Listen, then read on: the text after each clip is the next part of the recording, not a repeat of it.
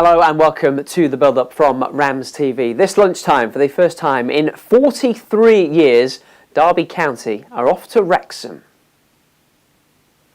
Let's get the Hollywood talk out of the way first, shall we? Wrexham arrive in the Championship this season off the back of 3 consecutive promotions. The first club to ever go from the National League to the second tier in just 3 seasons. Phil Parkinson is the man in charge. The Wrexham story has been more about the star and spending power of owners Rob McElhenney and Ryan Reynolds, who purchased the club back in November 2020. Now, I don't think anyone's expecting Wrexham to challenge for an unprecedented 4th promotion in a row, even with the £33 million they've spent over the summer. And while they're still waiting for their first home league win of the season, they already have a couple of victories on the board, including last weekend's 3-2 win at Norwich. Josh Windass scoring twice in that one. Derby, as we know, still waiting for their first home league win of the season as well. 4 of Derby's 5 championship points so far have been won away from home. Let's hear from Craig Forsyth with his assessment of the opening weeks of the season. I think probably disappointed, to be honest. I think we feel as though we should have more points on the board, but I think there's promising signs, but obviously it's a big change, turnover of players, so that ultimately takes time as well. But yeah, the overriding factor is disappointing. You mentioned there the number of new faces. Some arrived pretty late in the window as well. How is everyone starting to gel together? Yeah, I think good. I think that the ones that have came in, there's sort of known previous people before from coming in, so everybody's settled in well, and now it's time to get our heads down and kick on. What are the challenges when you have such a turnover of players? I think on the pitch, it's building those relationships between each other, playing with each other, and that you only get better relationships from time and exposure to playing games and training with each other, and that's the main thing is time, and it's just getting everybody settled into the new way of their new way of training, the environment, the surroundings, everything, so it can take time. There isn't much that you haven't done in a Derby shirt, but facing Wrexham is one of them. How much have you followed their story, quite a story, over the last few years? Yeah, obviously the publicity that it's had, you kind of dip in and out and read bits, and obviously there's players that I've played with here and I've gone there, so you kind of follow it through their story as well. So yeah, it's obviously an amazing story the way it's happened, and they're obviously looking to take the next step, and we've got to come up against them on Saturday, and we want to come back with the points. I think the racecourse will be a new venue for you as well. Supporters always get excited at the chance to tick somewhere else off on the list. Is there any novelty for you from a playing side of going anywhere new? Not really, no. I mean, at this stage it's a bit surprising to find a new one, but no, not particularly. It's kind of you rock up and you just get on with your job, so no, there'll be not too much excitement from my part. You won last time out on the road at West Brom, pointed Ipswich in the game before that. Is there a confidence about this group away from home at the moment?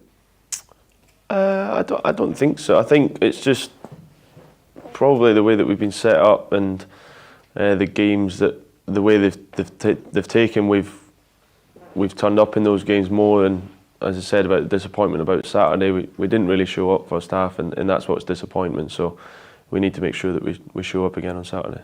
And just finally, I usually ask about your climb up the all-time appearances ladder, but something slightly different this time. You've been included in the club's Walk of Fame, which was installed over the summer. What was your reaction to being included in that? A bit of shock, to be honest. Initially, shock. Sort of read the letter from Claire, the secretary, gave me it, and it was shock, to be honest. And then finding out who else was included in that was sort of brought it even more to light how shocked I was really to be included in that list. So massively privileged to be included in that, and can only thank the club and the fans for that. Have you had a chance to go and see your board at the stadium? Yeah, I went down with the kids one night went down and they were looking for it and climbing over everything. But yeah, it was good to show them that, and a lovely touch. Do the kids get it? Are they old enough now to understand what Daddy does and the impact he's had? I think they obviously understand what I do, and my eldest Luna, she's been around it since she was born. Obviously Kit's the same as well, but she's grown up around here.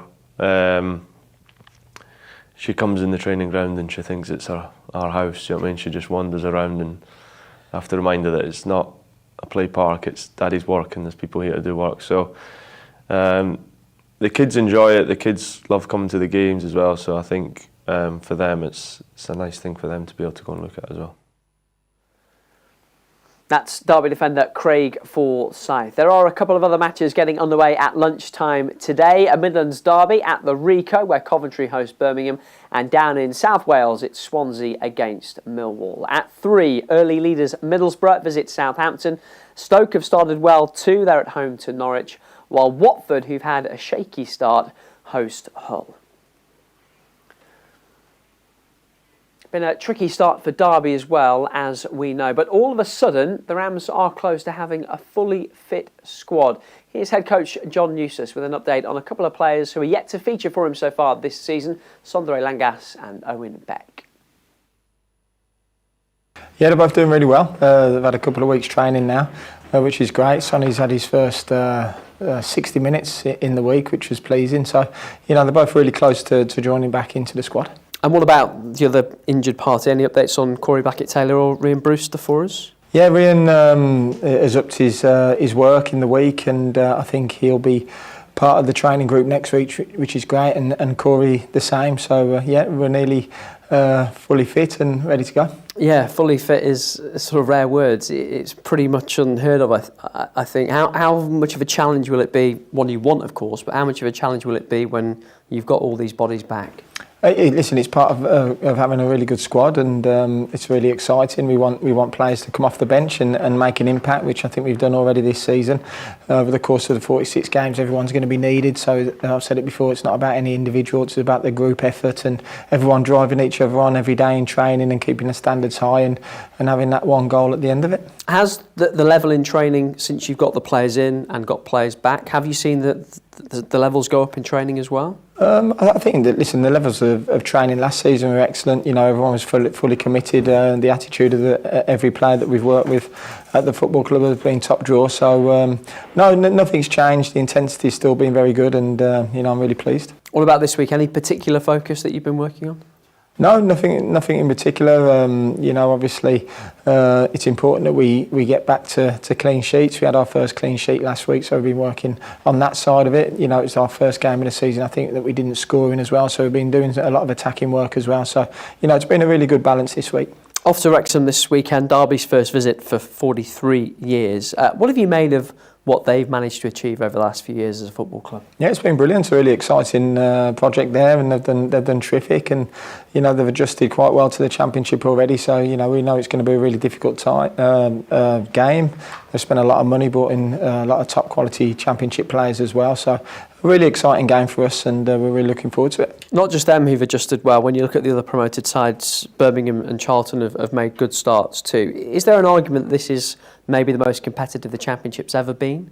Yeah, I think so. I think you know, every team can beat each other, which usually happens in the Championship. But I don't think there's a real standout contender like there has been in the last couple of years. So I think it's just important over the course of the season that you know, when you have your run of games where you're winning and you're getting that level of consistency, that you keep that consistency going, and you know, anyone can end up in that top 6. You've picked up 4 points from your past 2 away games. Could easily have been 6 points as well with what happened at Ipswich. How much confidence does that give you wherever you go, I guess? Yeah, listen, I think the group are really confident anyway, you know, home and away.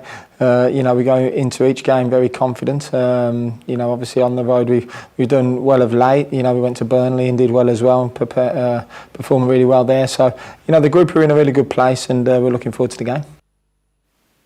There he is, that's Derby boss John Eustace, as the Rams prepare to face Wrexham in a league fixture for the first time in getting on for 50 years. You can watch this one on RamsTV. It's available everywhere outside the UK, so go to dcfc.co.uk to get your Game Pass now. It's a 12:30 start at the racecourse, which means a slightly earlier start for Matchday Live as well. Sean Barker and I will see you at midday. Goodbye for now.